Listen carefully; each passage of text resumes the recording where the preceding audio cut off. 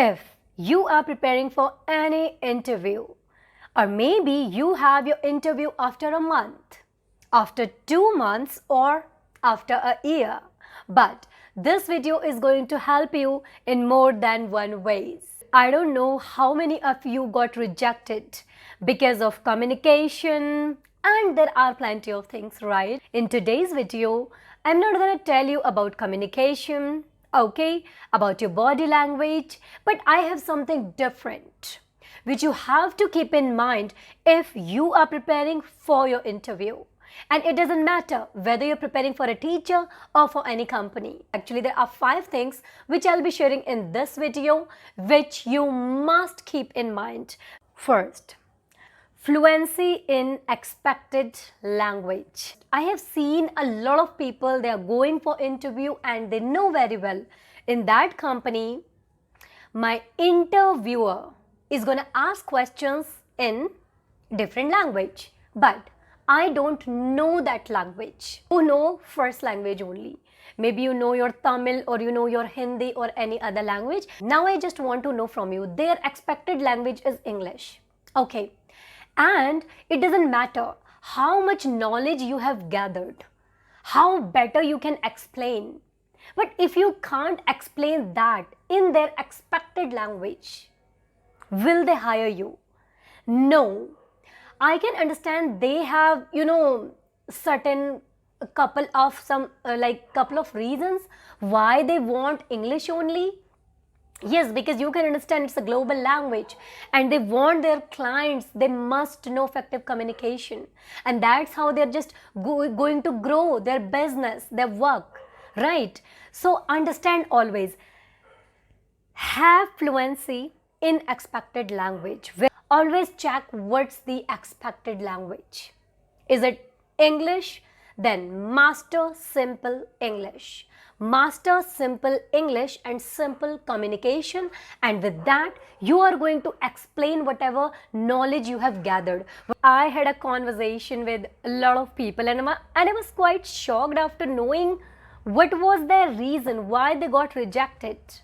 When I talked with them, the reason was, yes, I was there, I was prepared, everything was going well, but when I opened my mouth, they said shift.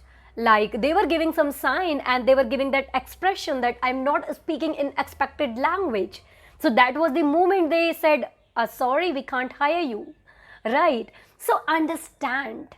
And I always say why you see this language is a big deal. I always say just give 1 year minimum or maximum 2 years. Learn this language, put it aside. After that, enjoy these opportunities. Do experiments with these opportunities. Next, I will not talk about your body language, the way you look, the way you sit, your gesture, posture, but I am going to talk about something really important, and that's your attitude. Here, before saying anything, I'm going to read something which is coming from my favorite book, You Can Win, and you have got to listen very carefully. Listen to me, why your attitude matters most, okay? Besides everything, I'm talking about your knowledge, about your intelligence, about your communication skills.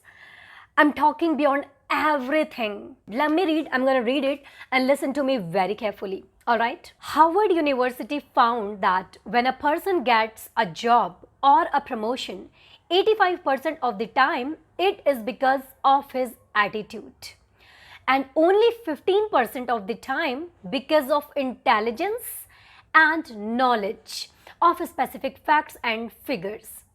Isn't it surprising? So now understand your knowledge, your communication. Here, 85% your attitude towards that job, towards that person, towards that field matters most. Okay? By the way, attitude is a beautiful and huge topic, but understand, there was a beautiful term which I have read in this book that a teacher is not a teacher without a good attitude. A doctor is not a doctor without a good attitude. You can't be that great, positive, confident, person who is going for interview if you don't have that attitude. Next, what you talk to yourself before interview, that matters most. What you tell your mind, okay, what you tell your mind before interview, that plays a vital role. Do you know what? There are a lot of people, what they do before interview, they have some negative conversations and they affirm some negative statements in their minds. What if I'm not gonna get that? What if they're gonna judge me? Oh my god, what if I'll get, what if there will be nervousness? Understand, nervousness is natural. It will come no matter what. But what you can do, you can't control your nervousness. The only thing which you can control is your dealing part. How you're going to deal with that nervousness.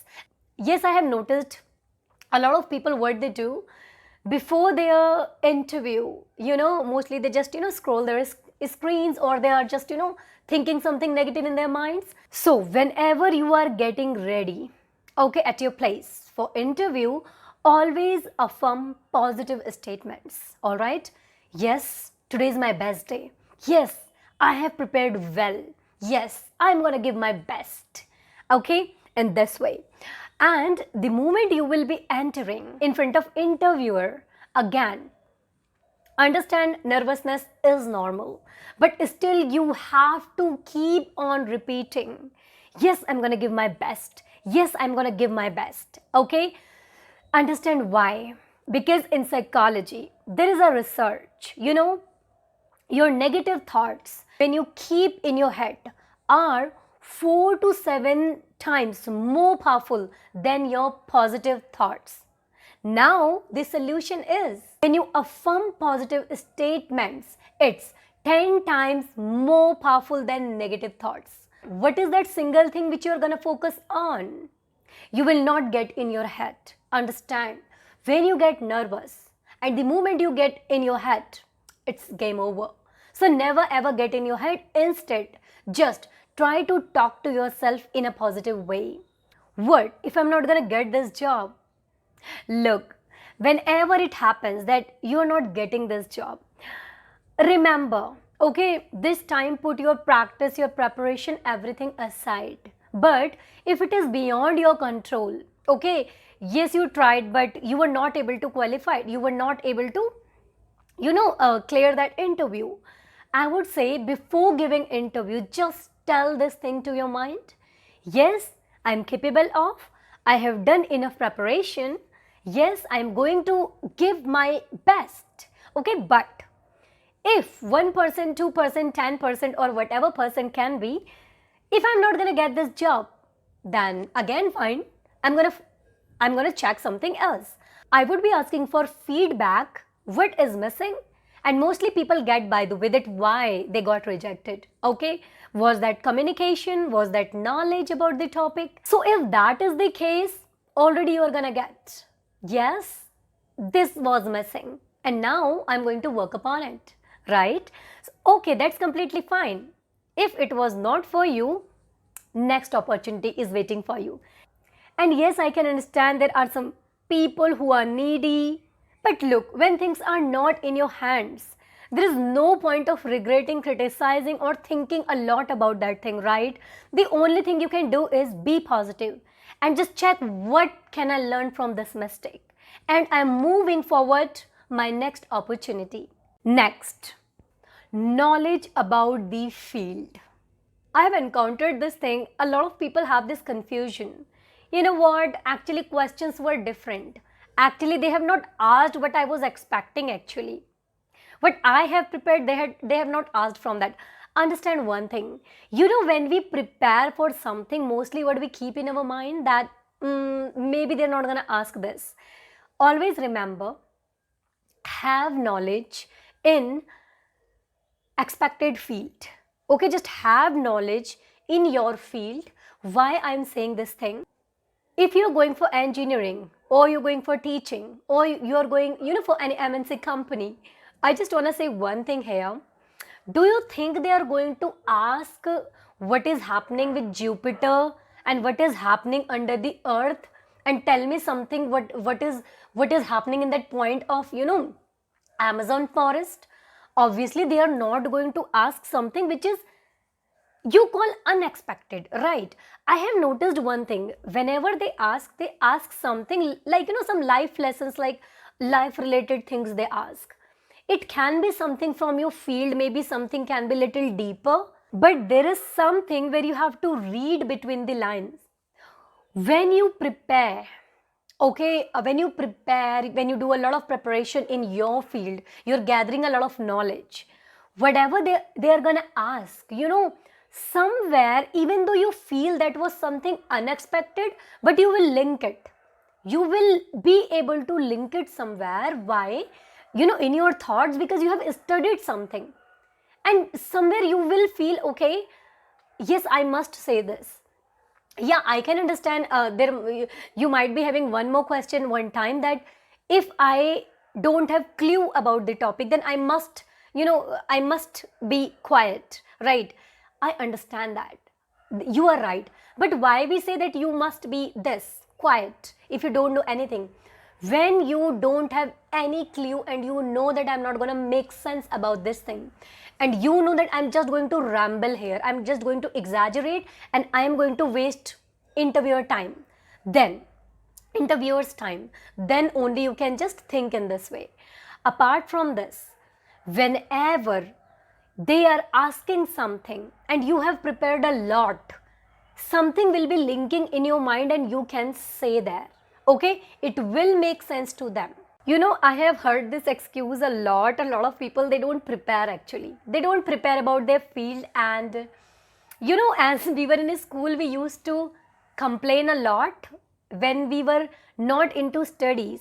Okay, when exams were near, we used to say, जो हम पढ़ते हैं actually वो आता नहीं है, that's why we have not prepared, right? And same thing we do with our interview, right? But no, we are not in schools, and obviously even in schools it was not fine, right?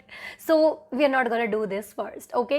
So you must you must gather some knowledge about that field, okay? Next and last thing is your experience. How many times you have attempt, how many times you have taken interview, okay? That also matters most. The more you are gonna attempt it, the more you are gonna take interviews, the more you will become confident, okay?